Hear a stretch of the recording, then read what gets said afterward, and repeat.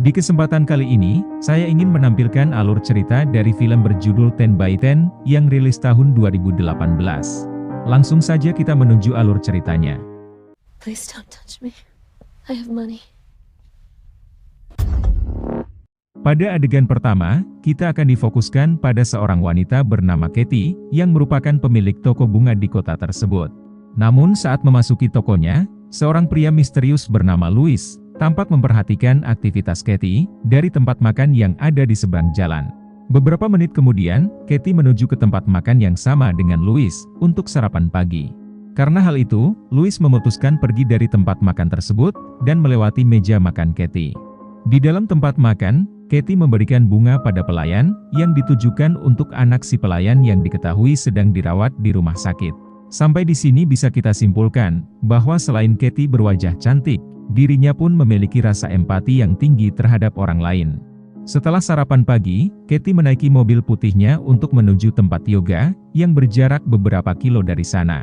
Tanpa diduga, Louis masih memantau Katie dari mobil birunya dan mengikuti Katie yang mulai melaju. Setelah Katie sampai, Louis terpantau masih menunggu di luar dan sempat mendekati mobil Katie, namun tak mengambil apapun dari dalam mobil itu. 2 jam kemudian saat berganti pakaian, salah satu teman yoganya membicarakan tentang instruktur yang bisa memberikan pelayanan enak-enak, yang membuat Katie merasa risih dan meninggalkannya. Tanpa diduga saat Katie keluar dari tempat latihan, Louis mempersiapkan diri dengan beberapa perlengkapan dan sepucuk pistol untuk menculik Katie. Ketika ada kesempatan, Louis langsung memulai aksinya, tapi untungnya Katie sempat melawan. Salah satu orang yang ada beberapa meter darinya, memakai headset sehingga tak mendengar teriakan minta tolongnya. Setelah memasukkannya ke dalam bagasi, Louis berkendara cukup lama ke rumahnya, yang terletak di daerah eksklusif yang dikelilingi pepohonan. Di dalam rumahnya tersebut, Louis sudah menyiapkan ruangan berukuran 10 x 10 inci, atau seluas sekitar 6 meter persegi. Louis mengatakan bahwa dinding ruangan ini setebal 1 meter dan dilapisi peredam suara. Sehingga Louis menegaskan bahwa tak ada gunanya untuk Katie berteriak meminta pertolongan. Saat membuka lakban di mulutnya, Katie berteriak meminta tolong, yang membuat Louis pergi dan mengunci ruangan tersebut. Kemudian tampak, Louis mengaktifkan perekam suara yang berada di ruangan Katie, dan menunjukkan bahwa semua suara yang Katie keluarkan, terpantau oleh Louis. Sementara, Katie terus berteriak meminta tolong melalui ventilasi, namun tampak tak berguna karena posisi rumah Louis yang berada di daerah terpencil. Beberapa menit kemudian setelah Louis mengisi pistolnya, dirinya masuk ke ruangan dan menanyakan nama Katie. Namun setelah Katie mengatakan namanya, Louis tampak kesal, dan keluar dari ruangan tersebut. Sampai di sini kita bisa simpulkan, bahwa kemungkinan Louis menculik Katie bukan atas dasar ekonomi, karena kita bisa melihat, betapa lengkap dan mewahnya perabotan di dalam rumahnya. Setelah menyiapkan makanan dalam 2 porsi, Louis masuk ke ruangan Katie. Tanpa diduga, Katie langsung menyerangnya yang membuat Louis terjatuh, dan mulai keluar, sambil berteriak. Namun belum sempat menelpon polisi, Louis langsung mengejutkannya dengan tembakan ke arah dinding, yang membuat teleponnya terjatuh. Saat Louis kembali lengah, Katie kembali menyerangnya dengan perabotan yang ada, dan kembali membuat Louis terkapar. Di saat Louis pingsan, Katie mengambil HP-nya dengan tangan yang masih terikat, namun HP-nya tidak mendapatkan sinyal sama sekali. Tanpa diduga, Katie yang berhasil melepas ikatan kakinya dan berusaha keluar, kembali dihentikan oleh Louis yang sudah sadar. Dengan nada suara yang tenang, Louis menyuruhnya untuk makan makanan yang sudah disiapkan. Dari raut muka Katie, tampak dirinya bingung dengan situasi yang sekarang dihadapi. Karena selain Louis adalah orang kaya, Katie juga belum mengetahui untuk apa dirinya diculik. Namun saat Louis kembali menanyakan nama Katie, Louis melempar piring makanan ke wajah Katie, yang menunjukkan bahwa Louis tak mempercayai jawaban Katie.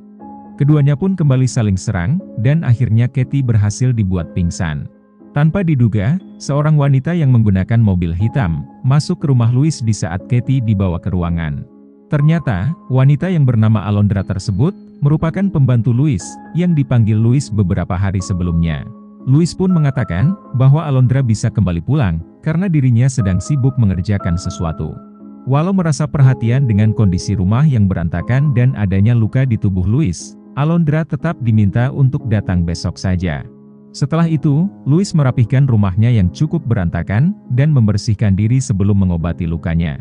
Sementara, Katie berhasil membawa HP-nya ke dalam ruangan, namun serasa tak berguna, karena sinyal juga tidak ada di ruangan tersebut. Dalam keputusasaannya, Katie coba mengambil potongan keramik, yang akan digunakannya untuk menyerang Louis.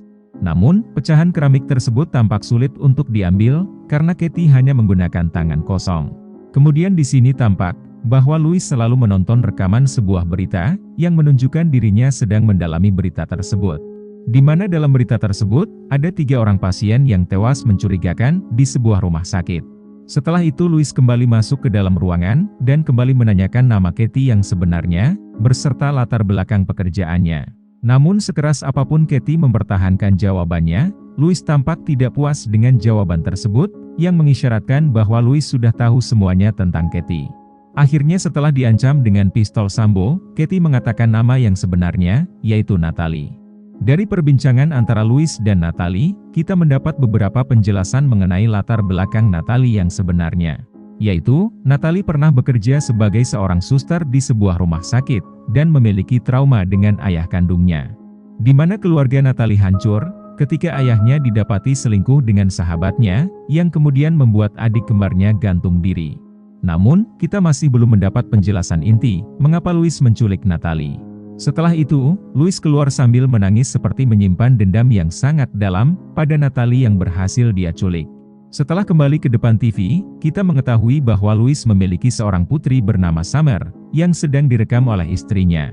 Sementara Natalie yang sudah mendapat sinyal walau hanya 1 bar, menelpon polisi dengan suara putus-putus. Dirinya pun menjelaskan kondisinya pada polisi, sekaligus memberikan warna mobil Louis, walau tak tahu apakah polisi mendengarnya. Tanpa diduga, Louis menyadari bahwa Natalie sudah membawa HP-nya ke dalam ruangan, sehingga dirinya langsung menghancurkan HP Natalie, yang sudah ditemukan. Dengan amarah yang memuncak, Louis langsung mengatakan inti dari penculikan ini. Di mana sebelum mempunyai toko bunga, Natalie yang sebelumnya bekerja menjadi seorang suster memiliki masa lalu yang kelam. Yaitu, dengan melakukan pembunuhan terhadap 3 pasien yang dirawat di rumah sakitnya. Namun Natalie membantah tuduhan Louis, karena hasil sidang menetapkan bahwa dirinya tidak bersalah. Namun karena pemberitaan yang sudah viral di waktu itu, Natalie pun memutuskan untuk merubah identitasnya dan mengganti namanya menjadi Katie, karena persidangan tersebut telah merusak namanya. Ternyata, salah satu dari 3 pasien yang tewas tersebut, merupakan istri Louis yang bernama Alena. Louis pun menegaskan, bahwa dirinya akan menghabisi Natalie, jikalau Natalie tak memberi alasan mengapa istrinya dibunuh oleh Natalie. Setelah keluar ruangan, Louis kembali menyalakan perekam suara, lalu menonton video rekaman istri dan anaknya. Sementara Natalie, masih berusaha melanjutkan usahanya, untuk mengambil potongan keramik. Louis yang sudah terbakar emosi, memutuskan untuk menghabisi Natalie sekarang juga, karena kesabarannya telah habis. Namun, Natalie langsung mengakui semua perbuatannya, dan membenarkan bahwa dirinya merupakan pelaku pembunuhan terhadap 3 orang pasien yang dirawatnya. Natalie menuturkan, bahwa pasien-pasiennya sangat terbuka dengan dirinya, bahkan menceritakan semua rahasianya pada Natalie.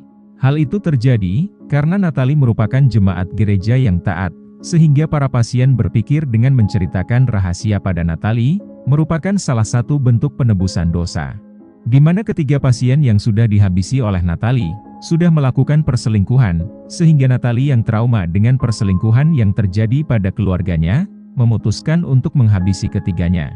Mendengar hal itu, Louis tak percaya dengan perkataan Natalie, bahwa istrinya sudah berselingkuh.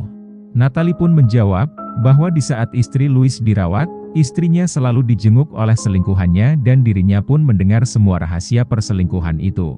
Dengan perasaan yang hancur, Louis kembali menonton video rekaman istrinya, yang menunjukkan bahwa ada sesuatu yang janggal, ketika istrinya ditelepon seseorang. Sampai di sini perlu kita ketahui alasan pertama Louis menculik Natalie, yaitu hanya untuk memperoleh bukti, bahwa Natalie mengakui perbuatannya yang telah membunuh istrinya.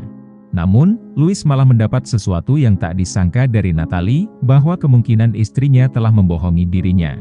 Untuk menenangkan pikiran, Louis pergi ke sebuah danau, yang sering dia kunjungi bersama istrinya. Sementara di ruangan, Natalie berhasil mengambil potongan keramik, menggunakan penutup HP-nya. Beberapa menit kemudian, polisi menghampiri Louis, yang sebelumnya dilaporkan oleh Natalie. Namun, polisi tak menemukan sesuatu yang aneh di dalam mobilnya, dan memutuskan untuk meninggalkannya. Setelah kembali ke dalam ruangan, Natalie langsung menusukkan potongan keramik ke leher Louis, dan langsung keluar dari ruangan itu. Namun, dirinya tak menemukan pistol Louis dan memutuskan menggunakan pisau untuk menghabisi Louis. Untungnya Louis berhasil menghindar dan menuju ruangan depan untuk mengambil senjatanya. Keduanya pun kembali bertarung untuk memperebutkan pistol yang dimenangkan oleh Natalie. Tanpa diduga saat pembantu dan anaknya masuk, Natalie langsung menembak pembantunya dan menyandera Summer. Louis pun mengatakan agar tak menyakiti anaknya dan Louis berjanji tak akan melaporkan Natalie ke polisi. Namun Natalie tak mengiyakan karena dirinya sudah menelpon polisi dan pastinya polisi akan memeriksa dirinya. Tanpa diduga, Natalie menanyakan pada Louis, apakah yakin bila Summer merupakan anak kandung Louis.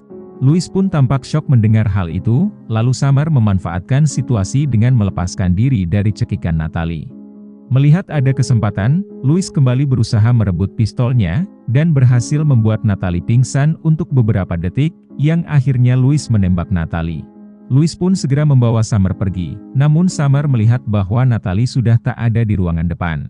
Saat Louis memasukkan Summer ke dalam mobil, Natalie menodongkan pistol ke arah Louis, namun untungnya pelurunya sudah habis. Natalie kemudian menusuk kaki Louis dengan alat seadanya, dan berusaha menghabisi Louis yang sudah terluka beberapa kali. Untungnya, Louis berhasil membalikan keadaan, dan membuat Natalie terhimpit oleh pintu garasi yang jatuh di tubuhnya. Louis pun segera memeluk Summer, dan mengatakan bahwa Summer adalah anak kandungnya, sementara polisi sudah berdatangan ke rumahnya.